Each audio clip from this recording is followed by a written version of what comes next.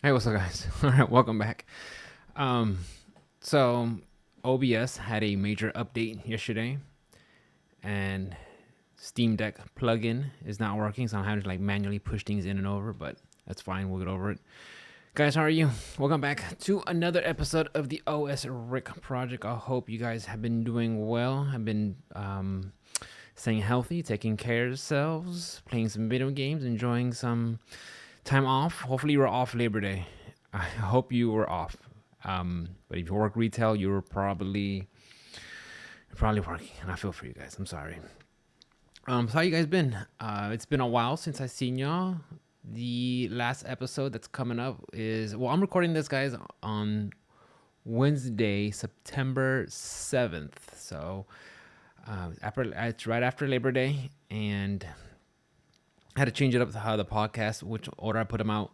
So the last one you guys had is a conversation with my friend Dirk. I hope you enjoyed it and had a good time with it. I was gonna break it up into two episodes, but I figured just have it just one super long episode, because if not, if I release the second half a week later, you'll probably forget what's going on. So I figured, who cares? So the place that hosts my podcast, Buzzsprout. I like their plans, but I wish I had just a plan where because it's at 6 hours, so I have 6 hours worth of content I could put out a month, and then after that it's 12. I'm like, I don't have enough for 12, but I have more than six. I just like maybe if I just get an extra 2 hours. That would be nice, or an extra hour or something. But it's fine. There's no problem. Anyways, guys, I hope you guys have been doing well, taking care of yourselves, been playing games. So let me talk to you guys what I've been playing. First, we have 13 Sentinels, Aegis Rim. I'm getting close to the end of that one. The story is just getting more and more bananas. I'm liking it. I'm liking it a lot. It's just, I'm playing it in bed on the Switch, and I could just hear my jaw drop.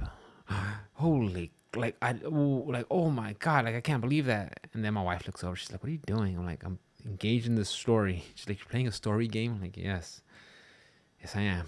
So that tells you how much I'm enjoying it, guys. That I'm actually playing a story game.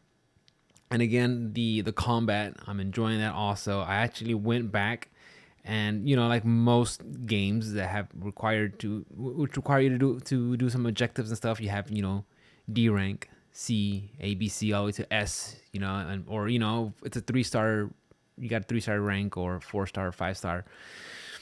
And being the you guys know what kind of player I'm at, what kind of player I am. It has to be all 5 stars, has to be done right. I went back, and everything that I got, like, that was not S rank, I went back and made it right and fixed it. So I was able to level up my characters and get to know them, and test out new abilities. And I'm having fun. So 13 Sentinels, guys, on the Switch. I've still been playing Soul Hackers. Last time I played it was last week. I picked it up. I played it again. I streamed it last night on Twitch. Guys, make sure you check me out on Twitch, by the way. I'm playing these games, and I'm still enjoying it. I got to the part where I got to the boss where he just straight up just mopped the floor with me. And at first I was thinking, well, maybe it's one of those boss fights, because it was just, he was hitting insanely hard and summoning ads, and they were supporting him, giving him buffs and healing him. So I told myself, well, maybe, and you guys have probably seen it too, where maybe this boss is one I gotta die to, right? And as try as you might, as much as you throw out, you're supposed to die, and to so you can progress the story. So I was like, well, maybe I'm supposed to die. I died, and the game over screen promptly popped up. So I was like, okay, I'm supposed to win this. So in typical JRPG fashion, you had to go out and start grinding, do some side quests, and get your levels up. So that's where I'm at right now. I'm going around just doing the grind, getting everybody's level up, getting new demons to recruit them and fuse them and get new demons and new abilities, and trying to figure out how to get things going and rolling. So and look, I like the grind if it's done well. If it's done well, if it's just very monotonous, I'm just pushing the same button, and just, or fast forward. Like, no, that's not fun at all. I at least want the enemies to make it worth my while. I want a little bit of a challenge, but I also want to see that experience bar go up at the same time. If you're just grinding just peanuts and you're getting just a couple of points of experience, it's not worth it. I want to see that green, that gauge grow as I'm playing. So I'm there right now. I'm enjoying it. That's on PC. And I've seen the reviews that I have seen here and there have it at a 7.5, which that's just when you know how it is. You scroll to Twitter, a game that's coming out, so and so's reviews, so you kind of just like look at it even though you don't want to. It's like, okay, all right, and I try not to let others' reviews try to have any persuasion on how I see the game, or any sway on how I see the game, because I feel like if you go into a game and you have these other people's ideas in your head already, it might kind of start leaning you toward one way or another, or start seeing some other things that they saw that you haven't seen, and now you're actually actively looking for it. So I just saw some scores. That's fine. That's subjective. I mean, any review is subjective, right? I haven't seen any in-depth coverage or reviews of the game, so that's where I'm at right now. So I just saw the numerical scores. Depending, some places give it, on a scale of 100, out of 5 stars, or rank out of 5 or something. But yeah, I didn't want to go in there with this mindset of start, see all the other little nitpicks that these other critics had. I want to enjoy the game for what it is, and there's some things that I have noticed that I'm not too fond of, but I'm gonna keep waiting until I go more in depth on that, because I mean 8 hours is nothing. If you guys look at what these other Atlas's titles have, I've told y'all before, Persona easily on 100 hours. Shin Megami Tensei, I want to say 50 to 80 hours, I believe. Shin Megami Tensei 5, that is. So I mean, these games are taking a while. So if within hour 8, I'm writing it off, that's not fair to the game. And besides, and I'm thoroughly enjoying it. I like these characters and what's going on, the style, and I like seeing these new demons that they're bringing in, because I've been pleasantly surprised with some of the new stuff they're coming out with, and that's pretty cool. So that's pretty much on the gaming front. I did want to play JoJo's All-Star Battle Royale R, but I don't think I could justify buying a fighting game, much less one that doesn't have any rollback. That might have been if I were to play a fighting game just for the single player content, like the story mode, arcade mode, and stuff. It would have probably been that one. And I gotta research it, but I believe that one is just meant. All it has is verses, I believe, and maybe arcade mode, I think. But I kind of want a story mode. I kind of want to see, I don't know, kind of what Injustice 2 did with their characters. I actually enjoyed it. That was fun. I know Grand Blue Fantasy Versus did something similar. I played a little bit of that, and that was pretty cool too. So I gotta look more. I could be wrong, guys, but I thought I remember seeing that it's just only gonna be they're gonna have to take some stuff out from the PlayStation 3 version, because I guess to make it fit or release on time, or I have no idea. So I've been wanting to play that one, but I'm holding off. Yeah, I don't know how August was for you guys, but I had a lot more money go out than come in. So of course I was on vacation, so I might have splurged on some things here and there. So, and it sucks because I think I got a new hobby, guys. Some of y'all might know, some of y'all I don't know. So my wife, she's been getting into Warhammer, Age of Sigmar. Some of you guys probably know what that is. If you don't, it's basically a tabletop miniature game where you have your army of different factions. It's all based off Warhammer Dark Fantasy. you have your you have your army. You have to put them together. You have to assemble them. You have to paint them. You gotta have an army that falls under X amount of points. Have a certain structure of battle lines, leaders, stuff like that. And you play. I believe from what I've gathered is there's like objectives you can play or just like all out play. And of course, look, I'm going into it as a collector first. I'm just going as like a collector slash hobbyist where I just kind of want to put these little um, miniatures together. But my wife's been getting into it because our good friend Travis has been telling her about it. So she's been getting into it. Well, he already has an army. She's been looking into it, and I just keep looking over her shoulder and seeing what's going on. And I got to the point where I'm just like, look, okay, now I want to play it. I'm interested because I started putting some stuff together. I was like, that looks like fun. And sure enough, it's something that I did over the Labor Day weekend, guys. I picked up a box of, the current army that I'm working on right now is the Orc Iron Jaws.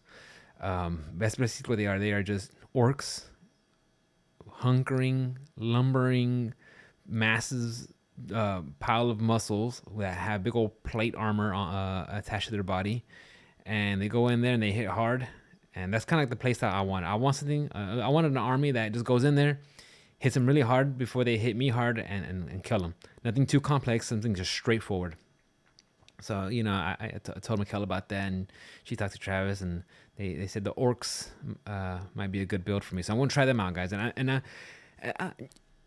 kind of that person where once I get into something I really enjoy, I just go head first in the deep end. And sure enough, I saw this little starter army, and then I started off with the brutes, which are like the mid-size frontline fighters, and then I put them together, and it was a little bit of a challenge because they're so tiny, guys. I mean, they are tiny, and then you have to make sure you clip them off the little plastic wrap, not wrap, but plastic rack that they're on. So you have to clip them off, and then and you got to make sure you get it at a certain angle so you won't pinch any of the plastic, And this is nice quality looking, they look pretty good. So you got to make sure you clip it at the right place, and then if there's a little hang up, you got to file it down so you can make sure you get a good connection with the other piece. So you got to file them, you got to cut them out, file them down, then glue them together, then assemble them one by one, and then you put them on the base. And then after you do that, and mind you, guys, you got to make sure you don't put too much glue because you don't want that glue flowing over, or you got to make sure you line up the limbs or the body parts or the parts of the figurine together. That way, there's no gaps or anything. And sometimes you might screw up, and you might not get a complete connection with the parts. You have to go back there and fill it in with some putty, to get the little spots. You have to get in there. I mean, it's just so tiny, and it's something different for me. It's something new. It's something I've never done before. When I was younger, I had I want to say a couple of models, but I just never got into it at building them. I guess I was young. I didn't have the patience for it. But now that I'm older, it was nice just to get these pieces and get a table out and sit with my wife and just chit chat and have something playing in the background. That's what we did for our Labor Day holiday. We just got our pieces and we got together and we clipped them and cleaned them out and assembled them and just had a good time and I enjoyed it, guys.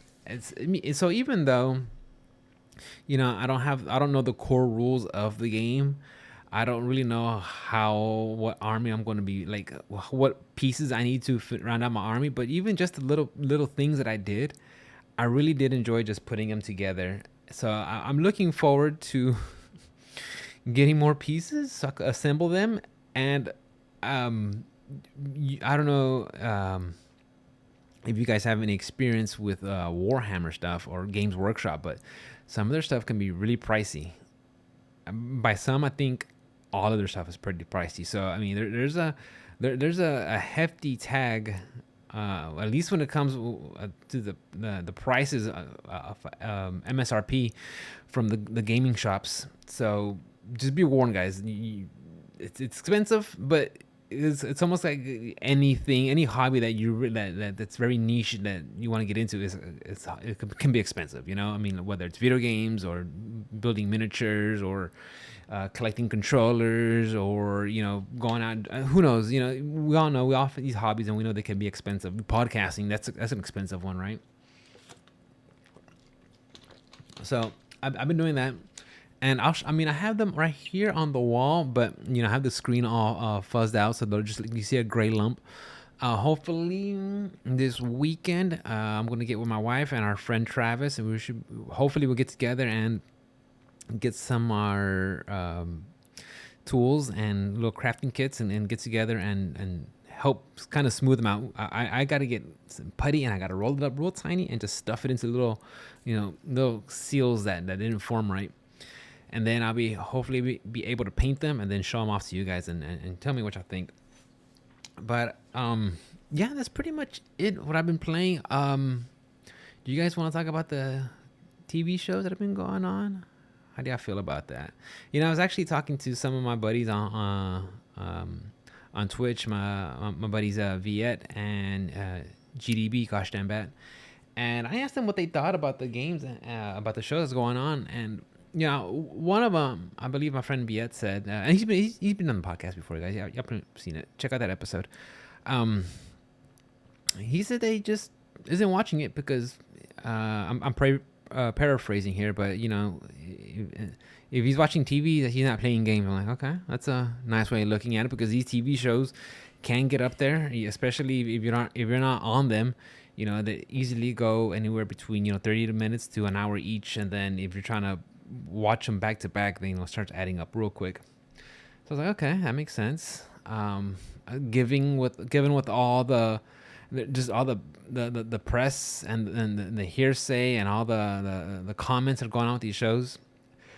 And then my other friend, he mentioned that he just isn't watching it because there's just so much discussion and discourse going around it. And I understand. I mean, there's some people who are just fans of what's going on and how they changed it here and there. And so, like with the Lord of the Rings, Ring of Power, yeah, they changed everything to, I guess a checklist of, have diversity in there and have,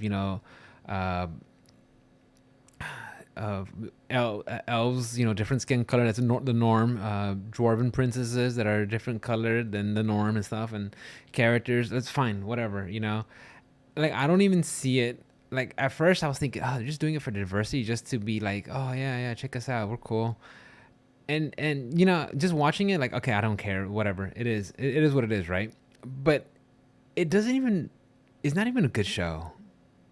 And it's not because I've heard some people say this before. They're like, oh, well, if you don't like the show, it's because you're a racist. Okay, whatever. It's just the show's not really all that great. It feels kind of just like, hurry up. What are you doing?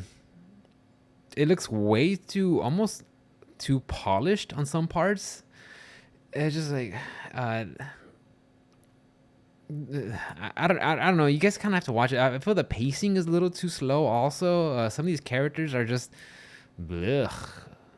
Don't care. Like Galadriel, she's like, why does it still hurt here? I'm like, oh, shut up. You're, So I'm not seeing it as a Lord of the Rings universe show. I'm just watching it as a generic fantasy show. That's what I'm seeing it as. And I think if you go into with that mindset, you'll be okay. Because I tried watching, was it Wheel of Time? And I just couldn't get into it. That one was another one that just felt like a little just too polished. Like everybody that was a main character was just too clean. And I'm like, I don't know. And in that kind of age, it's supposed to be dark and dirty and gritty. And but it didn't click for me. I gave it like 5 episodes when they went into that one city and then the party got separated. And then after that, I stopped watching it. But that was Wheel of Time. And then as for Lord of the Rings, I think I watched the first episode. I took a break halfway through, watched the second half, and then I think I did the same thing with the second episode. I watched the first half, took a break. I was like, okay, and then came back and finished it. So, I'll keep checking it out just so I can keep my pulse on things and see how they're spinning that show. But it's not gonna be like, oh my god, I gotta go home and turn on and turn on the computer and go watch, or turn on the TV and go watch Rings of Power. It's not really high on my list. I guess it's gonna be something there if it's something to watch. But just it's okay. It's not garbage. And I hear a lot of people saying it's garbage. It's terrible. Review bombs. Maybe I'm sure that is happening. And there's some people who are just harsh critics, or they're critics because they either could be harsh for sure, because let's be honest, guys. When you leave scathing, nasty reviews and it gets looked at, especially if you're kind of that same camp, like you want to see it fail, it's gonna resonate with some people. Some people want to see that. They want to see that nastiness, that that mess, that train wreck. I haven't seen anybody say it's. I haven't seen any reviewer say it's great. I haven't seen personally anybody say that's great themselves, whether in person or online. So I think it's just okay. Go into it thinking it as a regular fantasy movie, and it'll be fine. Other than that, though, it's just, we'll give it a shake. Like honestly, guys, like the first trilogy that came out, and that came out when I was in high school. So letting you know, that's how old I am. They came out when I was in high school, and they were fun, they were cool, they were great. I got the DVDs when they came out, and I enjoyed them. When The Hobbit came out, and they made 3 movies, I was like, what? Okay. And then I went, so after I watched the movies, and then I went like a few years later, a year later or whatever, or I don't know, somewhere down the road, I went in and got The Hobbit. And my wife, she has a copy of the book, right? She handed it to me. I was like, where's the other 2? She's like, it's just that one. I'm like, they made 3 movies, so there's 3 books, right? No. And the book, if you look at it, it's relatively like thin compared to the trilogy books. I was just like, they made 3 movies out of this? Wow. Okay. So again, guys, the book was better than the movies. The movie just felt like, what? And again, that's when you really start kind of noticing, like, she has a thing for the elf. Like, when? I didn't see that in the book. Like, what are we doing here? Just adding stuff now? So I mean, I guess if you think about it, going back to The Hobbit, they were kind of, I guess, taking some liberties with them, with Tolkien's work. So I guess Amazon now is just doing more of that, just changing it for what they want to do, and it's fine. Like I said, guys, it's not the worst show I've ever seen, but it's not great. Okay, so I mean, just take it for what it is. The other one I want to talk about, guys, She-Hulk. How do you guys feel about that one? I think She-Hulk's another one where people are just like really upset at Disney, and they just want to like knock it down. I could see some people saying why it's kind of bad, and there's some parts that are kind of rough. Some of the CGI scenes look like really crude. Like, man, they really kind of I guess they didn't have a budget for this. I guess they had to pay it on old Wong and Mr. Ruffalo to show up on set, I guess. But some of the CGI looks kind of poor. And then like the story itself, I think I read somewhere that they kind of wanted to make it a court drama, but they didn't know how to write that kind of stuff. So they're like, well, let's just go with comedy or something. And I was thinking, if it would have been a court drama, that would have been interesting. And check it out, guys. Look, I know some people say, well, it should be a comedy because, that's what they've been doing. But exactly. They already got the comedy stuff. They know how to do the silly stuff, the joke stuff. We've seen it recently with Taika Waititi's Thor's movies. And, they all kind of like dip into the humor stuff. But to see a drama, a courtroom drama at that, and granted, it just has to be, I mean, it doesn't always have to be that way. Maybe next season they change it to something else. I don't know. But that would have been different. A change of pace. And I think that would have been a good character to try that on. You have a C roster character that probably no one has ever heard of until today. And honestly, the only reason I know She-Hulk exists is because she's in Marvel vs. Capcom 3. If that game wasn't out, I wouldn't know she existed. So, I mean, I'm sure there's some hardcore fans who know her history and everything. Cool. But I think Disney, with their stock of Marvel characters, and they're doing, they want to make content, maybe experiment. Just do something else. Shake it up. You know, kind of like what they did with the what if stuff, or they did with the WandaVision. Do something like that. You know, change it up. It doesn't always have to be the same old thing. And I noticed with She-Hulk when Jen Walters transforms to She-Hulk, she's a lot prettier as She-Hulk as she is her regular person. And I don't know if that's on purpose or not. You know, they give her more curves. Her hair looks nicer. You know, her face is all smooth and everything. I mean, of course, she's 6'3" and you know, I don't know how much she weighs and she's green, but I think they make her prettier when they hook her out. And I think that's by design. It's not by accident. I think it's by design. So, you know, I've been watching a couple episodes here and there, and again, it's kind of like I'll watch half of it. I'll take a break, come back later. You know, I think episode 3, I watched half of it. Then I walked off and I just came back and asked Mikkel, I was like, how did it end? Oh, she twerked with Megan Thee Stallion to celebrate, and that's it. It's like, oh, okay, that makes sense. I mean, I told Mikkel, I was like, so that's what you do when you're happy, right? You just twerk with your girlfriend or whatever. She's like, no, you don't do that just to celebrate. No, I'm like, oh, okay. Well, apparently that's what I thought they do. So it is what it is. Who cares, you know?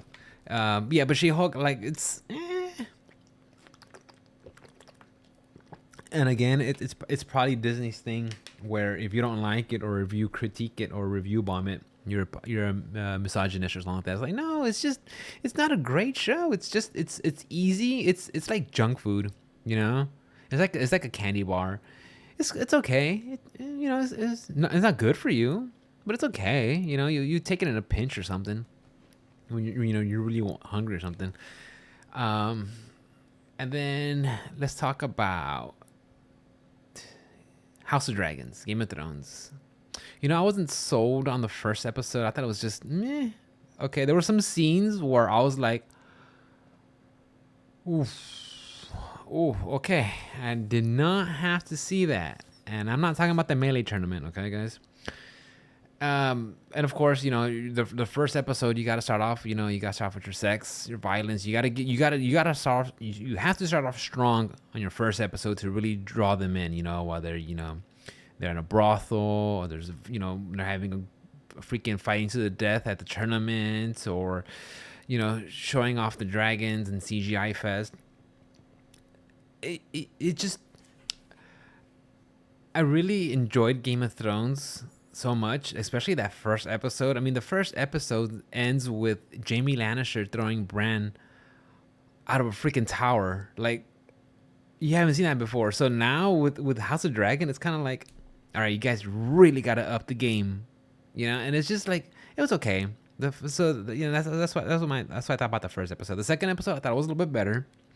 You know, the dialogue was getting there where I wanted it to be. Like, okay, I'm getting to know these characters, and then we got to episode 3, and then I watched it halfway through, and I was like, all right, I'll come back to it later. And I still haven't watched it, so I got to go back and finish episode 3. So hopefully sometime this week before episode 4 comes out. And again, I feel like it's okay.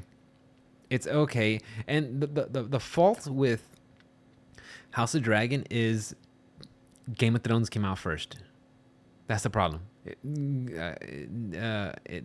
A Song of Ice and Fire set the bar so high that anything that's a spin-off of Game of Thrones, it's gonna be it's quite a bar to reach. I think I read somewhere or heard somewhere that John Harrington, the actor who played Jon Snow, is doing his own story or spin-off or something with his character Jon Snow in there. That could be interesting as long as they have good writers. That's what's gonna sell, right? It's the story. That's what got us wanting into Game of Thrones. The whole like the story and how it went off and it killed off its characters and did the things that you did not want to see, and the bad guys actually got away with it, and the good guys, whatever the little good guys there were always getting shit on and had these little moments of triumphs. So House of Dragons has a lot to live up to, so we'll see how that pans out. But other than that, I try not to get too worked up with these shows because, like, in the end of the day, they're just shows, guys. You know, if they wanna, if Disney wants to call you names because they're upset because it's not doing well, or Amazon wants to call you names because it's not doing well, that's on them. It's just it's not great writing. You know, and there's some other TV shows. Have you guys that I've been on that I really enjoyed? The Night of. I enjoyed The Shield. I enjoyed Sons of Anarchy. Of course, that's a man soap, so I'm sure I lost some credit with you guys. But yeah, there's been good shows out there before that we've seen, and the bar is just at a really high pace for these new shows to try to keep up with. All right, guys, you want to talk about video games? Finally, well, I talked a little bit in the first. So you know, a whole bunch of stuff that's going on in the video game news. I'm sure if you guys are listening to this podcast, you're probably into that, and you probably heard some of this stuff already. So I don't want to talk about every single little thing because some of it I just do not care. I heard one about Assassin's Creed, Ubisoft. They want to do something where Assassin's Creed's a return to form. Great, good job for y'all guys. Hopefully y'all can have some success with that before you. I don't play Assassin's Creed games, guys. I really don't care what they got to say. I think they're always just been bleh. Especially once they start going like open world. Bleh. I don't care. But anyways, in the news, it looks like Tencent and Sony by 30.34% of From Software. I think Tencent has slightly more on that than that 30.34%. I think Tencent has a little bit higher share. But, you know, these guys are buying part of FromSoft, which I don't know how I feel about that. I think initially I didn't like it. And part of me still doesn't like it. I'm not a fan of Tencent. I don't like what they do. I don't like their business model. I don't like what they got their hands in. And, you know, just because they got their hand in something or have a purchase of doesn't mean they're going to completely warp it and make it their thing. You know, they might just kind of attach themselves just to get profits. Who knows? Or they can start persuading the I guess the company that they're buying with their money that they want to see some changes. Maybe they want to see some paywalls or some mobile ports or something. And I really hope that it's kind of like a monkey paw thing, right? You wanted From Software to have all the success with Elden Ring and what they've been doing, and especially, you know, all of their work actually. That you want to see more of it, but I guess now that when Tencent, and I'm not too much bothered with the Sony getting in there. We know what Sony's about. Sony's about, you know, making content, whether it's raising the prices on their consoles or crying about not purchasing, you know, or crying about Microsoft purchasing Activision Blizzard / Call of Duty. You know, I'm not too worried about Sony getting their fingers in that pie. It's Sony. I mean, they already have experience with From Software with Bloodborne. If anything, maybe this will kind of incentivize FromSoft to, you know, maybe make another sequel to Bloodborne or another exclusive to Sony. Who knows? But like with Sony getting in there, it doesn't bother me actually at all. I'm fine with that. I don't care. It's the Tencent part. It's just I don't want to see this company become something else. And look, guys, I don't. If you guys are a fan of these little gotcha games that are from Tencent or from any companies, what's another group? I think Super Group or something. I gotta look around. I gotta look them up, guys. But look, you know what these games do? They're predatory AF, and that doesn't bring quality to the game at all. And again, there's some people who say, well, you know, if it's cosmetics only, I'm fine. No, because they start making this the norm. Makes it like it makes it the status quo. That's not how you're supposed to do it. Well, it's a free to play game. And just get bombarded with ads until you play, or paywalls and stuff until you pay, and then you keep paying and paying and paying, and then what? You'll end up like that chump from Diablo Immortal, dropped like 100K on his character, or people that are in debt to Activision Activision Blizzard because they got caught buying orbs or whatever. Check it out, guys. That story's nuts. But it's just it feels like microtransactions is the symptom of when you have these investors and businesses getting to video games and just wanting to see more of a business like aspect of just getting their money back. And whether it's, making it a mobile game and adding all these paywalls and gotchas and microtransactions, I just hate that because at the end, the game's going to suffer for that. It's ridiculous. And I really hope that this acquisition that Tencent got, although, even though it's, like a 14-15%, I just don't want to see Miyazaki and the boys just start making garbage and the quality going down. And like, I'm not saying From Software is that. I have not came across a game where I felt like this is a ripoff or is doing bad practices or anything. I haven't come across any like that, at least on the gaming side, their business side. You can purchase DLC. DLC is fine. It's more to the game. It's not microtransactions. It's not stuff like that. It's not stupid cosmetics. It's actually more game content. I'm fine with that. I hope they stick with that model and don't get influenced too much. I just don't want to see this stuff coming out on mobiles. I don't think these games are meant to be on that. Regardless, I don't think they should be on that medium. Enjoy it. It's a game. Enjoy it as a game. What else? But yeah, I just don't want that to happen, and I don't think it will. But you never know. You start expanding here and there. There was a rumor, guys, and this one I'm pretty hype about, and I think they're gonna talk about it more at the Tokyo Game Show at TGS, which will be in a couple of weeks. I'm not too sure because I didn't write it down on my calendar. I gotta look it up. But it's a rumor, so take it with a grain of salt.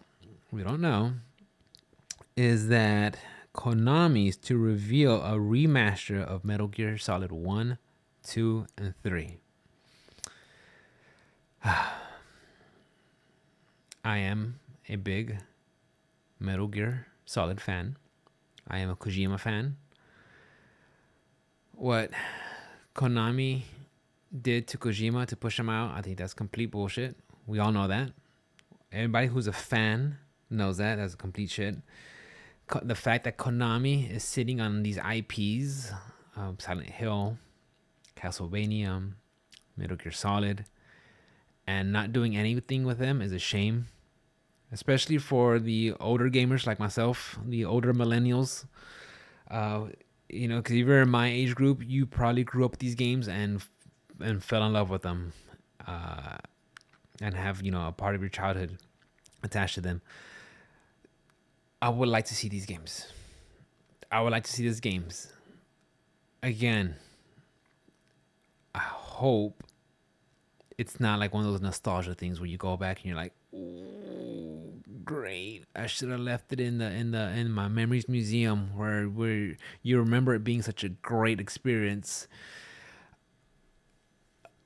I hope that doesn't happen.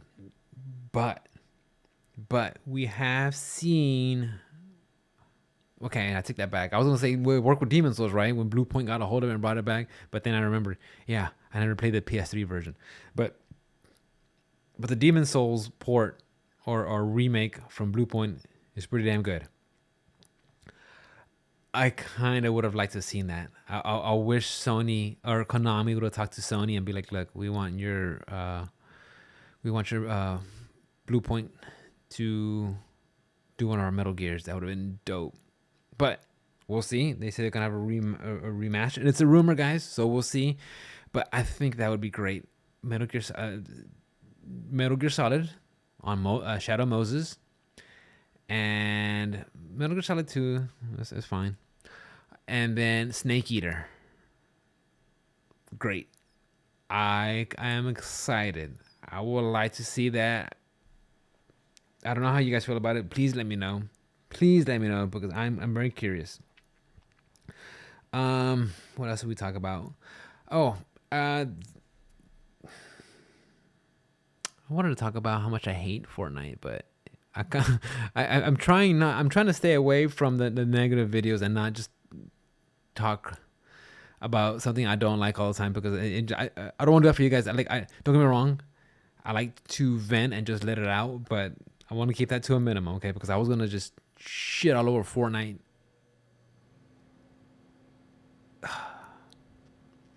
Yeah, we'll live with that. We'll save it. We'll save it. If you guys are curious, we'll have a one-on-one discussion. You can come into the stream or get on the Discord and we'll talk about it. But yeah.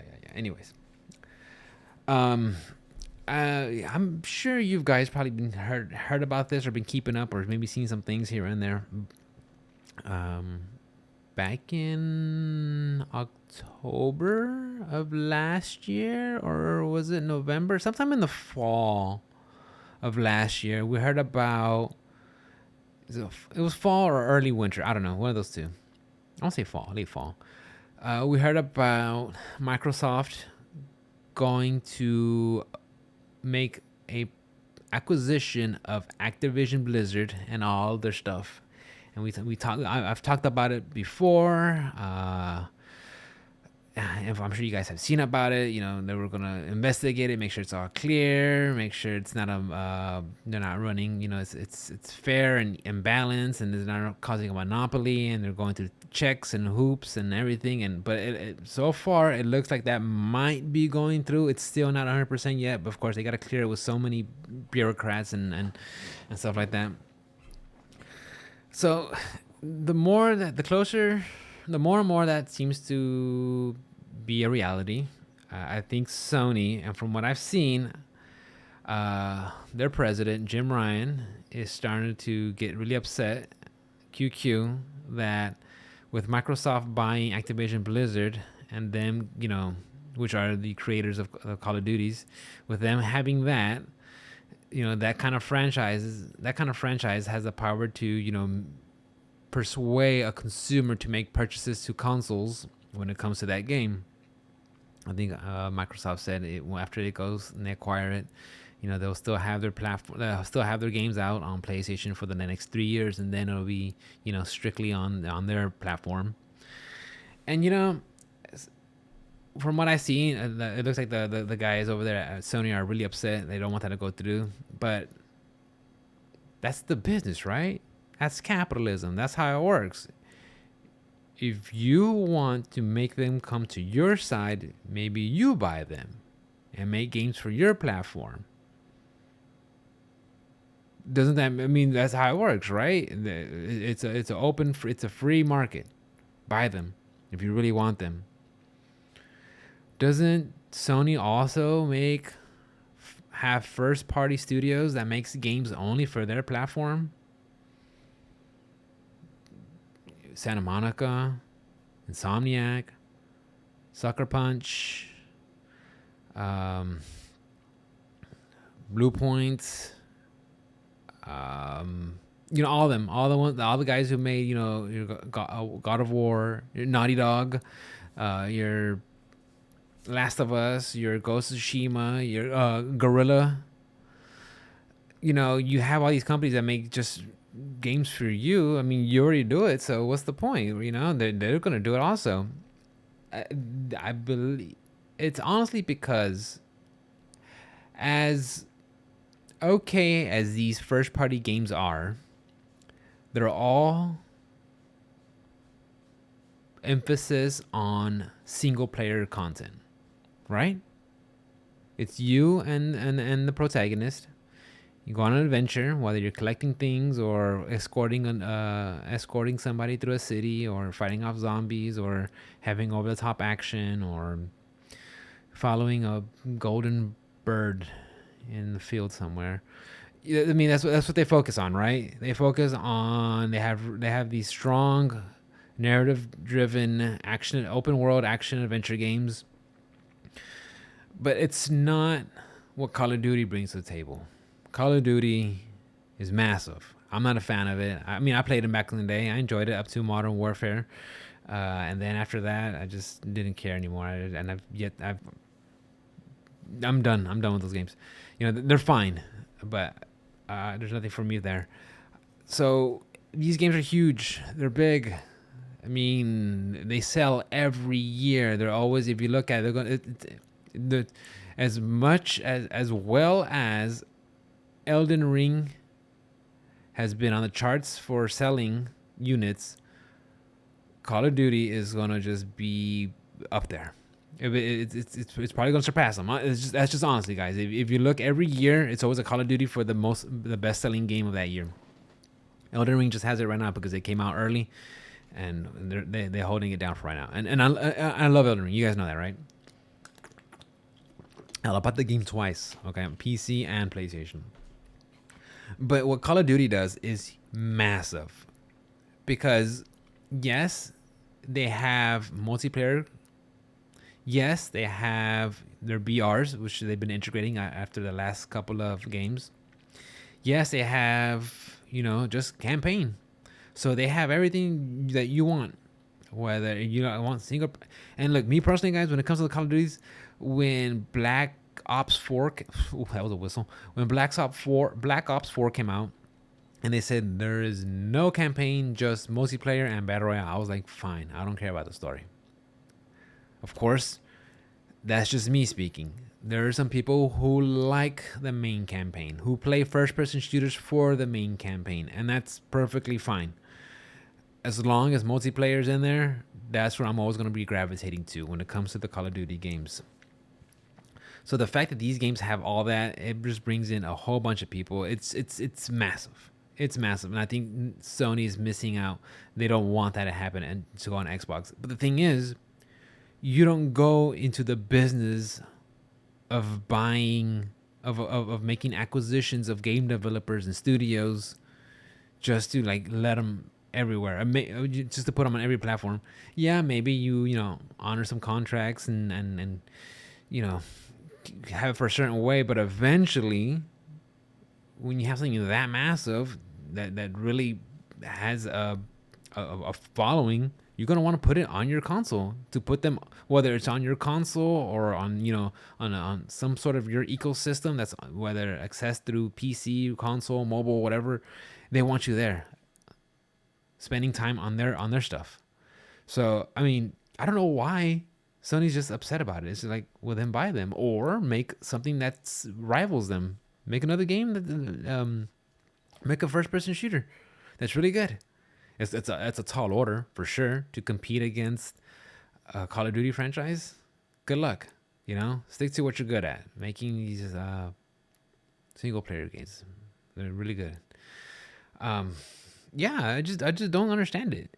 So, and it's just silly, and I've talked about it before, guys, how these companies, Microsoft, accusing Sony, well, they're paying developers not to put their stuff on Game Pass. Okay, so go talk to the developer, make them a really good offer to put their game on your platform, because I mean, that's just how it works. I just find it really silly that this is like going on. It's like, isn't this business? Negocios.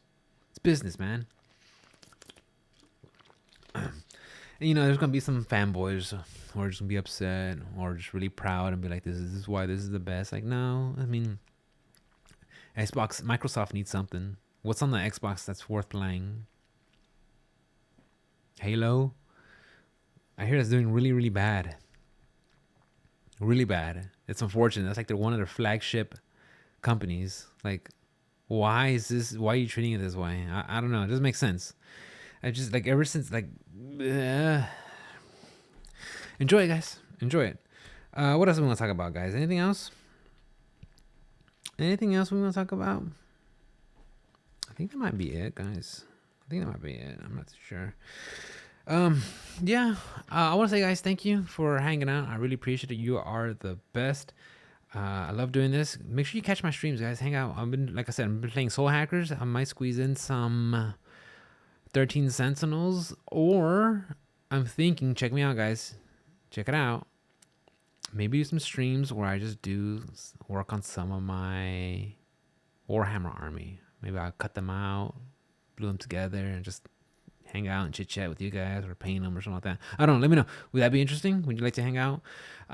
But yeah, guys, if you want to support, you know, all the usual stuff, support, sub, like, thumbs up, tell your friends, you know, and then at me, guys. If you guys have a conversation, a question, you just want to know something, send a question my way, pick my brain, you know, at me, dude. I don't mind having a conversation. I mean, as long as it's civil, it's cool. It's fine. I mean, I've been gaming for a long time.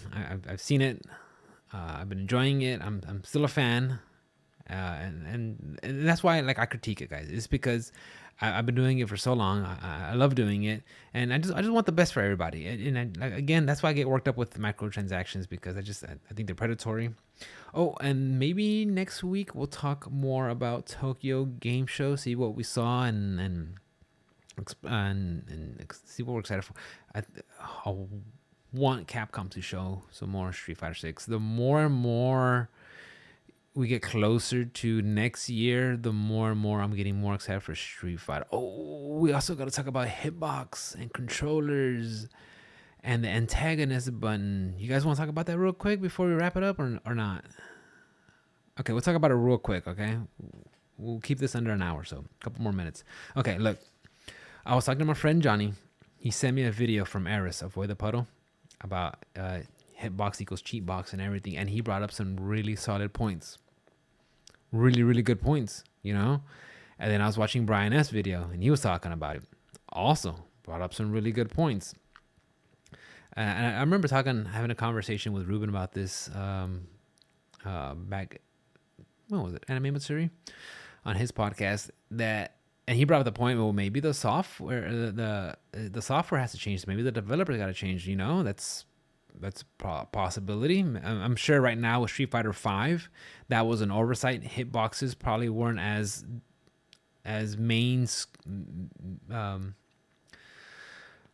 weren't as, you know, on the scene, weren't main or frequently used as they were at Street Fighter 4 days.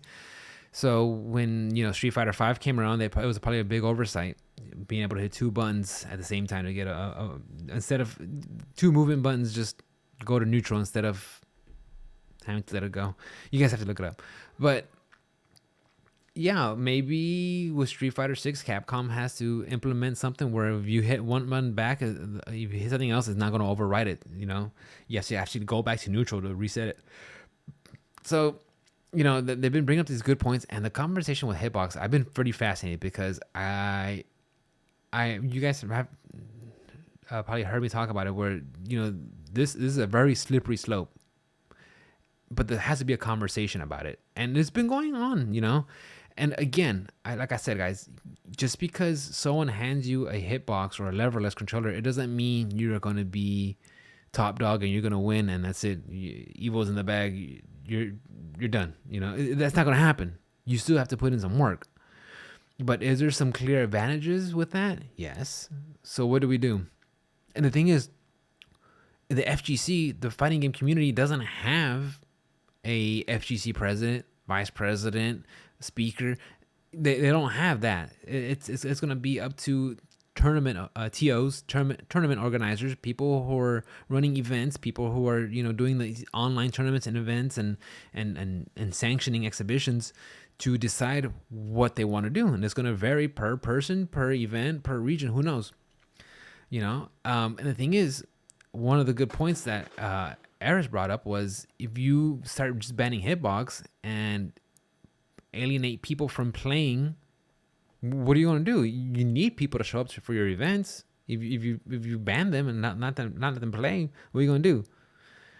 I guess you could force them into playing stick, but at this point, I mean, good luck. I mean, honestly, if they told me you can't play this way after it's been around for so long, I mean, what are you going to do? Fine, I'll just go play somewhere else. I don't know, play online or something. Go to another tournament. So, I mean, like I said, it's going to be, whether it's going to be the actual developers of the games, whether it's going to be TOs, the tournament organizers, or maybe work a thing where the I think it's called the SOCD is simultaneous override cardinal direction. I think that's what it stands for, guys. I gotta look it up. So check that out. But yeah, I mean, I don't know how that's gonna work. Maybe remove that. That way, you can't have two movements override each other. You have to have them, go to neutral or they override. Or yeah, look it up, guys. It's tricky. And of course, people on pad have been able to do something like that. Able to manipulate it. Where if you hold it claw, you could hit down and up and then use the joystick. So I mean, and Brian F brought that up, and that's always been around too. So it's gonna be an interesting conversation. And honestly, it's probably going on. This conversation is probably happening because Evo's done. There's not much events going on, as in like main events. Street Fighter 5 is in its twilight, so maybe people are just bored and just want to talk about something. Who knows? But I'm really fascinated by that conversation, guys. And y'all let me know what you think. I have friends who play on actual hitbox themselves. I've played against them. I have no problem. I mean, it is what it is. It's just gonna have to. The FGC is gonna have to find a common ground and be reasonable and work something out. And I don't know what it is. I don't know, but I'm really am interested in how the conversation goes. And let me know what you guys think. Whether, should it just be a purist standpoint and everybody just play with the arcade stick, or allow pads, or keep allowing pads, keep allowing hitboxes, or ban them, or what do you guys think? Because it's going to be tricky. And I'm interested in what you guys think. But anyways, guys, and the thing is hitbox since Evo have been just on the rise. They've been getting more and more popular. We saw how many players play on hitbox. Hey, don't bite that. I can't. I mean, I got one.